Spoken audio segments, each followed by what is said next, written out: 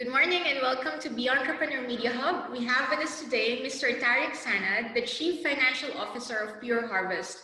And in case you didn't know, Pure Harvest is a recognized leader in sustainable agriculture, and they grow year-round pesticide-free produce. This is something that many people actually want to have and want to imbibe in terms of like a healthy lifestyle. By the way, before we start, please subscribe to our YouTube channel and also follow us on social media and download our app so you always get notifications of what we're doing. Now, as you know, BEntrepreneur and Brink have been collaborating on a series which we call Preparing for the Apocalypse. It started as a joke, but then we realized that what's happening in the world right now is actually one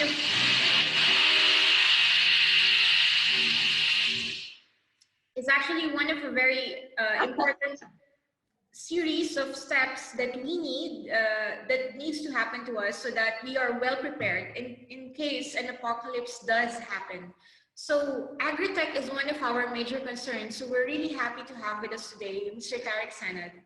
Tariq, you're a Bahraini and you've worked in Karim. You've also worked in बहुत गंदा internet होता है यार इनका internet ही ठीक करवा ले अपना and you've also worked in Procter & Gamble. So Pure Harvest is your third startup. Can you tell us about this trajectory? Yeah, मैं conduct करवाऊँ. And why at the moment Dubai is your current favorite city? I will mute all the other people.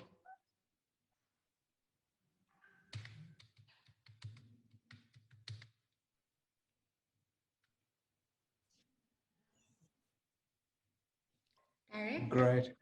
Sure. Thank you, Aini, for the.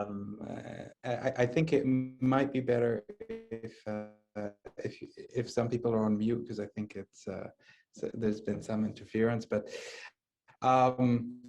thank you. I am Bahraini. I lived, brought up, studied in everything in Bahrain, and I'm very proud of that. I started my career with working with, actually I started my career in Bahrain working for Gulf Air for a very short period of time. It's not something I normally talk about, but that's actually where I did start my career. From there, I quickly moved to the UAE, to Dubai more specifically, and I started a role at Procter & Gamble, where I stayed for 9 years. Over that course of 9 years, I was working in what we called at the time the Arabian Peninsula, which was all of the GCC countries and also Yemen. And then I was working with a lot of the tier 1 customers, be it Carrefour, be it Spinneys, or be it any of the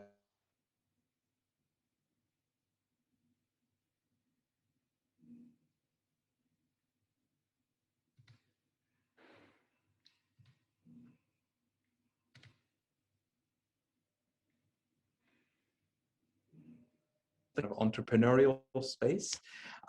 Through that journey, I got to meet the founders of Karim, more specifically Mudassir at Karim, one of the co-founders. And I remember at that time him trying to convince me to join the company, and it took quite a bit of convincing because it was a very simple platform before I joined. I think they just got the app up and running. And then I joined, and we grew that company. We raised a Series C, one of the biggest in the region at that point in time. And we worked a lot. I worked actually, quite funnily enough, on the marketing side of things, much more than I did on the finance side of things. And that comes from quite a considerable experience with Procter, because it's a big marketing engine. I then got the opportunity to also join Fetcher. I believe you've had other people from Fetcher join, but Fetcher was also a second high growth startup. We grew quite considerably to over 100 million in revenue in a very short period of time. Unfortunately, we also went through quite a considerable struggle. So I can tell you a lot about fundraising in the region. It's not the easiest thing. However, I was one of the people that also worked on the rescue plan of Fetcher and kind of kept that company up and running as it is today. And about a year ago, I joined Pure Harvest, right? So that's kind of my story. And I think Pure Harvest has been one of the most phenomenal companies that I've been able to join, because not only is it a high growth startup, it's also doing something great, right? If we think about where we are in this region, and where food is scarce, but we don't typically grow food in the desert, right? It's something that I believe is has a great impact onto food security and our future in this part of the world, more specifically because we feel it much more than a lot of other regions in the world. So I have, you asked me why Dubai. I wouldn't necessarily call it my favorite city. It's been my home for the last 18 years. And it's been a great place as a place where a lot of entrepreneurs have been facilitated to come and join. You have success stories like Souk, which was acquired by Amazon. You also have Maktub, which a lot of people have probably forgotten about, but was acquired by Yahoo at the time. And you have the stories like Anrami just recently, although that's probably newer to the UAE, and the Kareem story, obviously, as well.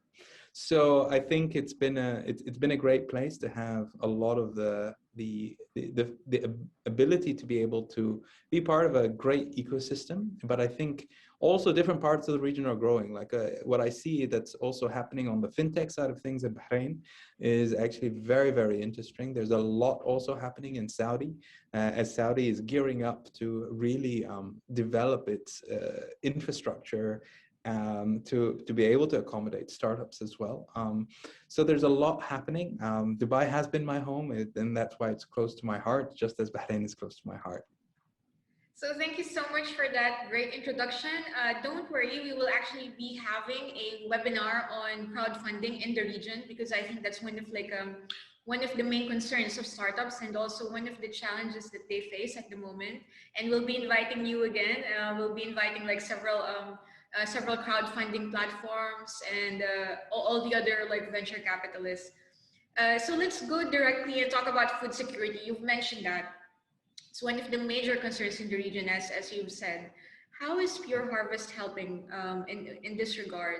And I know like we have some entrepreneurs on board with us in this Zoom call, and they are also they're also tackling food security.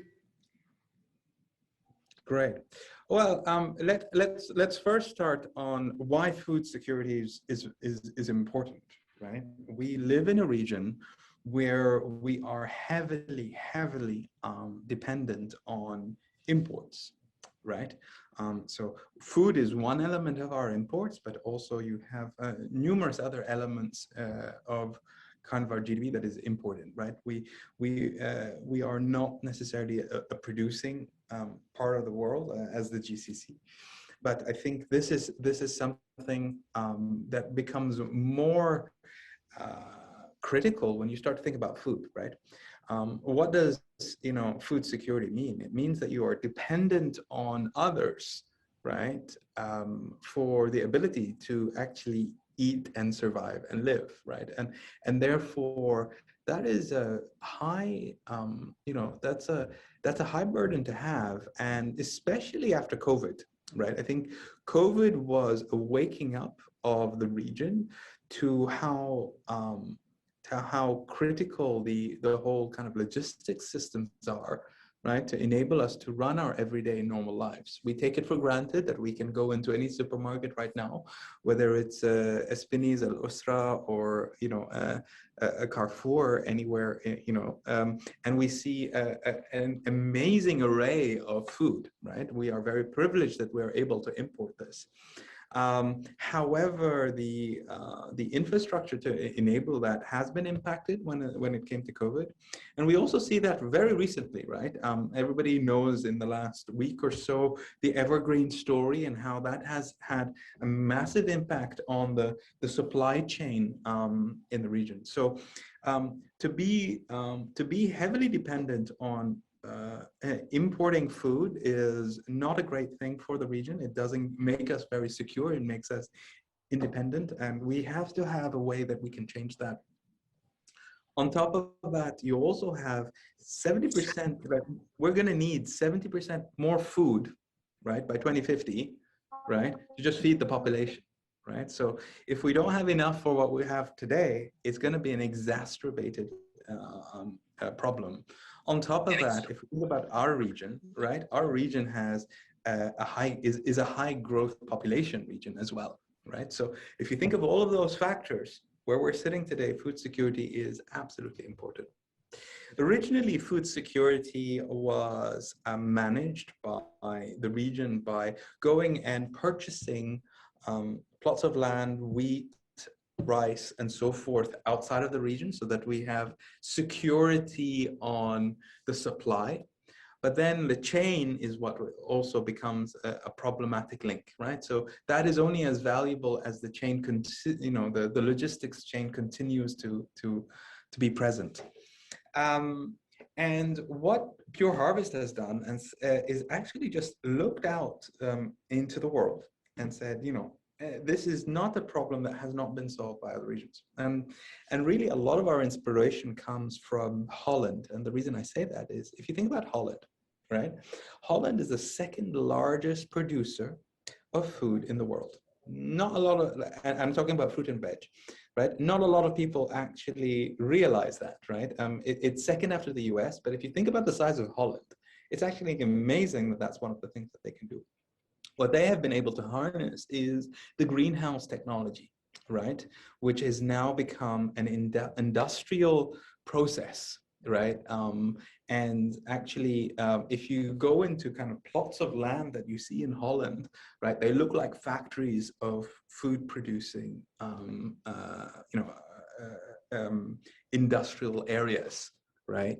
And that is a very efficient way of producing high quality, right? So when it comes to food, there is, yes, of course, we want to have food, right? And we are able to grow some fruit and veg locally.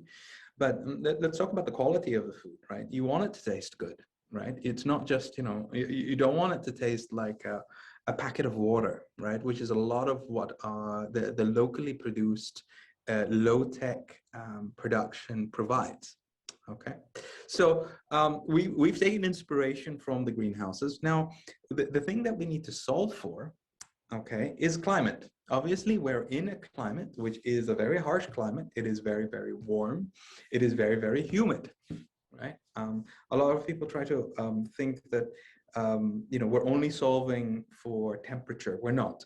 You need to create a climate, and a climate is much more than just temperature. Obviously, temperature is a big part of it, but what we've been able to do is create a climate control system that enables our greenhouses, right, to operate 365 days of the year, right, in a Mediterranean climate, which is the optimal climate to grow fruit and vegetables. You can pretty much grow pretty much anything, right? And we all know how great the Mediterranean is for producing fruit and veg 365 days of the year. Because what you have being produced locally is only available for short periods of time at a very low quality, right? And the reason that we import is we import very high quality at a much higher price, right? Sometimes up to 7 times the price, right? So, so tackling food security is one of the things that is very close to the company. But we've also held a very high standard. And what I mean by that high standard is we try to adopt European growing methods in the way that we produce our food in these controlled environment agriculture greenhouses or hybrid greenhouses that we have. wherein we actually want to give you a tomato right now, and we also produce others, and more is coming online. But we want to produce a fruit and veg that is actually of a similar or better quality than the one that you would import, right? So we're not holding a benchmark of just saying we just want to provide you with food, right? I think we need to be able to have food that is of just as good quality as the import. Now, I'm just going to take you through a little bit of an understanding of why we've realized that this part of the world, believe it or not, is actually one of the best parts of the world to produce fruit and veg, right? So it doesn't sound like it's the, what you would think, but I'm just going to take you through a couple of elements that are required to produce a fruit, more specifically a tomato, right? The first thing is sun. We have an abundant, amount of sunlight here, right? It's not something that we have a problem with. We have 2 times the light levels per square meter, right? And this is the fundamental driver of producing the sugars inside the fruits and vegetables that you have, and also producing the yields, right? So the production of the plant itself. So this is the first element. The second element is labor, right? If you think about the labor costs in Europe versus what we have in this part of the world, right? They're actually around 11 times, cheaper. Okay. Then we think about CO2. CO2 is something that we input. It's the carbon dioxide, that we actually, all plants absorb carbon dioxide to produce, which is why it's great to have them everywhere. But carbon dioxide is an input towards growing. Now, we are in, unfortunately, one of the parts of the world that produces a high amount of carbon dioxide that we can actually capture into the production of our fruit and veg. On top of that, then you talk about taxes, right? We're in a part of the world where taxes are, versus a 25% tax kind of on average in Europe, you're talking about anywhere between 0 to 10%. Another input is electricity. Electricity is actually 17 times more cheaper in this part of the world, and that's because of what we've been able to, what we have to fuel our electricity in the region. Where we do have a disadvantage is number 6, right, which is water, right? Our water is actually the key issue that we have, and what we've been able to do, and part of our technology solves for, is that it is very efficient in the usage of water. So we use 1/7 of the water usage that you would have in traditional farming in these kind of traditional, I would say, kind of open field greenhouses, right? On top of that, land. You need a massive amount of land, right? And we have an abundance of land. Maybe not Bahrain so much, but if you come to the UAE and Saudi and so forth, we have these massive amounts of and banks of land that we can actually utilize to produce. And lastly, logistics, right? We're cutting off the importing of food on a plane that is just adding more carbon dioxide to the atmosphere. It's not solving a solution. And that is something that we can get, the fruit or the tomatoes that we can buy here in Dubai or in Abu Dhabi are actually an hour and a half away, and they were delivered yesterday, right? So they're the freshest that you can have, right? Whereas if you're picking something from Europe, you're actually picking it at least 2 weeks before it's completely ripe, just so that it can take on the journey. So I hope I've explained like how we've been able to kind of capture and enable the ability to grow. And actually we're in the right region, so long as you can solve for climate. And this is where a lot of our technology has been built around in this pilot farm that we had started in 2018. So tell us more about the technologies that you utilize, because you've been talking about like the greenhouse, the simulated greenhouses that you've been doing, like sort of copying like the Holland brand to be able to produce more. But like, tell us more about the technologies if you can, if it's not patent pending or anything. No, I mean, I think our technology is based on climate control, and it's a hybrid between taking your normal greenhouses, because the technology that we have in our greenhouses is much higher than what you would have in a greenhouse in Holland, for example. That's just the structure that we take, but it is what we do is control every single part of the growing environment, right? Whether it's we're taking sensors on climate and so forth, and cooling, and making sure that everything is actually producing at in its most efficient form. And this is all controlled centrally, where we have what we call growers, right? We have chief growers and assistant growers and so forth, right? Which are more like scientists that are actually tweaking what is required by looking at the plant, looking at the environment outside, and looking at the environment inside. مو مسكين عليك عرفان اقول لك يعني ما تشوف يعني انتم بنا I've muted him, sorry. Yeah, so that's really the essence of what we do. So in your website, we've looked at some of the write-ups, and we found that you guys say that it's cleaner than organic. What does cleaner than organic mean? It sounds delicious and exciting.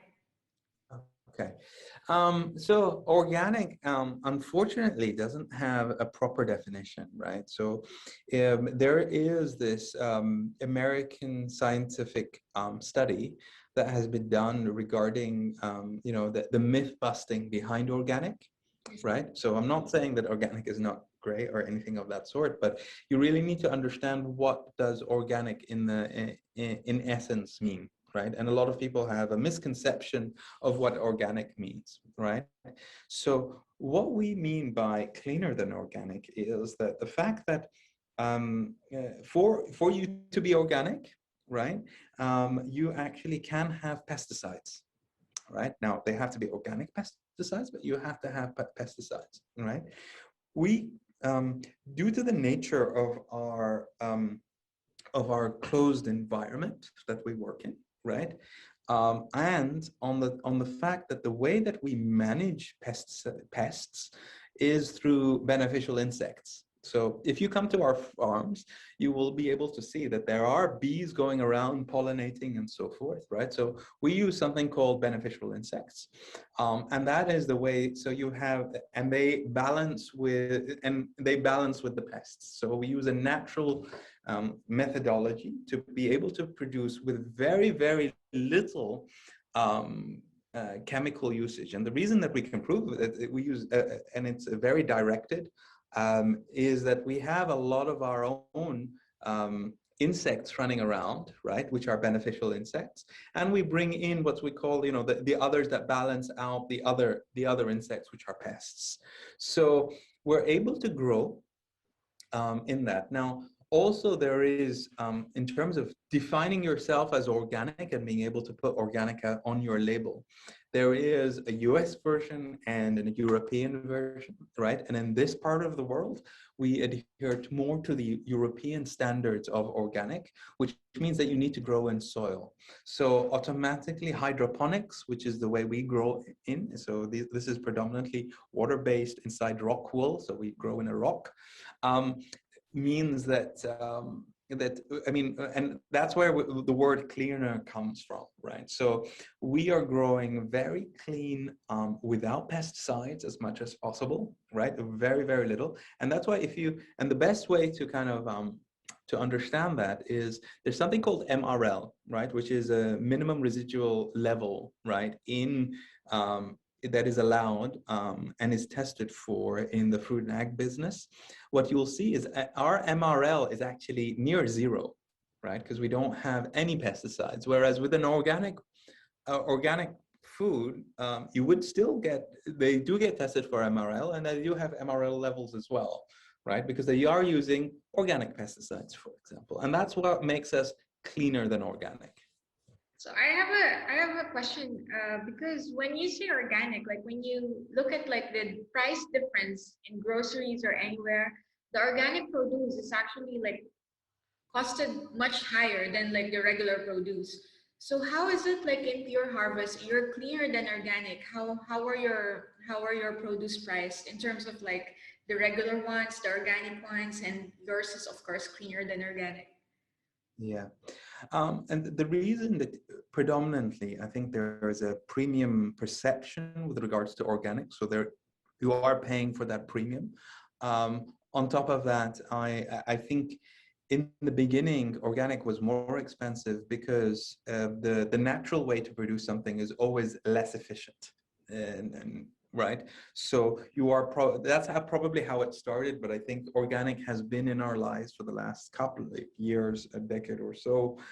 I don't believe that the cost efficiencies have come down to the market. So at the moment, I still believe that when you're paying for that extra premium for organic, it's because they can charge you that extra premium. On top of that, for our region more specifically, organic is predominantly imported, right? And therefore you will always pay a premium for imported. Our pricing strategy is that we are cheaper than an import by considerable amounts of money, right? We're about 30% cheaper than imported foods at the same quality. And versus your local food, you're probably paying a little bit of a premium, and you'll be able to see us on the shelf all year round, right? Because what you will see is that the locally produced is actually quite cheap, but maybe not as efficiently produced as the way we would produce, and not for the total year. We have some questions which I will read out. So glad to see that the audience is very participative. From Mr. Ershan Anwar, I believe he is from Radical Growth Solutions. Hi, Ershan. How are you? Thank you for being with us. So he's asking, how much is the labor cost of the total cost in your current farms? Ershan, did I get your question right? Can you give me a thumbs up? I'll go with that. Labor is a considerable part of our cost structure. And I would say it is anywhere between, dependent on the requirements, right? It would be anywhere between 10 to 18% of the cost of producing. Okay. What is the price difference between your production versus the imported produce? This is also coming from Mr. Ershan. Yeah. So if I was to show you a graph, and I would show you 3 graphs. All right. I do this quite consistently with a lot of our investors because it's the first question that they ask. So if I was to give you an imported product, right, 70% of the cost of that imported product would actually be just the importation of the product. Okay, I'm talking about the landed cost, not what you're buying, your landed cost, right? So 70% of that is really just getting that product all the way to here. Okay, and then you would have kind of the cost of the product itself. At the moment, Pure Harvest is producing slightly higher than that cost, but that's because we have a small facility that we did a lot of R&D on, which is now what we've been, it's been in the news. So we've raised quite a considerable amount of capital to actually build high scale facilities that have the economies of scale. And we believe we'll be able to produce cheaper than the Dutch. Okay, just to let you know, everyone, there are 19 people in this meeting room. Apparently, Zoom is telling me that we have remaining time of 4:30, but we won't finish in that time because we have a lot of questions from the audience, and I want to have like a group question and answer in a little while. So if that happens, just go back to the same link, okay? All right, I'll take a question from Miss Mediha. I don't know where she's from, but she said, very fascinating, Tariq. Thanks for sharing the way how Pure Harvest operates and differentiates itself. I wonder if you can confirm that the climate control is your unique differentiator, or would you agree that other farmers like Emirates Biofarm do operate the same way? Then I guess she's from Emirates Biofarm. Tariq? Yes. So I think there's numerous things that make us quite different, right? First, Emirates Biofarm is, they're on the bio. What we have is a high-tech system. So we grow in a completely different way. versus Emirates Biofarm. And therefore, I would say one of the things that we do have is obviously our climate control, but we have much more flexibility in what we're able to grow because of the technology that we have that is also driven by the climate control and also the way we grow as well, which is very different. So one question, you talked about importation costs, the question before this one. So how is it like if the product is going to be shipped from the UAE to Bahrain, does it also gains like a sort of like an import cost, isn't it? Because we're basically importing. That's not our strategy. We are producing local for local. So all of the facilities that we're building are producing for the countries that they are in, right? And that would be our strategy moving forward. Awesome. Okay, this is from Mr. Deepan Patel. Hello, Mr. Sanad. Thank you for your valuable inputs. This is really interesting. Food security is indeed a huge issue for the region, and it is really commendable what you do. You mentioned that a lot of technology in the greenhouses comes from Holland. Do your smart farms in the region get engineered and designed locally, including the climate control systems, or somewhere else, with the local climate and parameters as inputs, and it gets supplied in the region? I love this question. Thank you, Mr. Deepan. Very good question. First of all, I'd like to clarify that we buy our structural greenhouses, right, from Holland. But actually, all of this design is done by Pure Harvest, right? We are from the region, and we are the ones creating this, right? So I would say we buy parts, we design, and we build it here. We also use local contractors as well as part of our builds. So this is something that we're creating the IP here locally in the UAE on how to do this.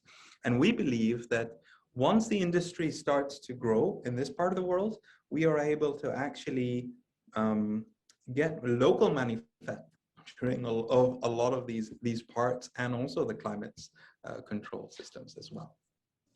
So Mediha was saying that she's not from Emirates Biofarm. She just wanted to know more about the differentiator. One of the very, very last questions that we ask always is, how do we prepare for the apocalypse? Well, I think we have less than a minute, so it might be cut off on this one.